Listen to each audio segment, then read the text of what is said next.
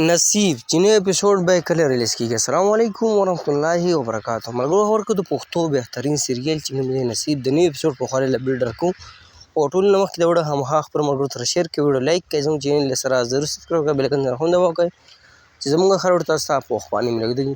دا ملګرو پښتو بهترین سیریل چې نوم دی نصیب په دویمه ورځ نوی اپیسوډ دی ریلیز کېږي. تاسو له ټایم په ټایم اپډیټ درکوو.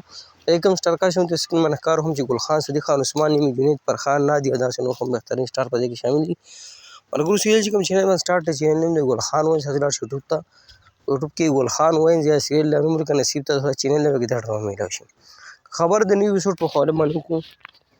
ملګرو نوی اپیسوډ به نن ماښام په 9 بجې په ګل خان وینز باندې ریلیز کېږي.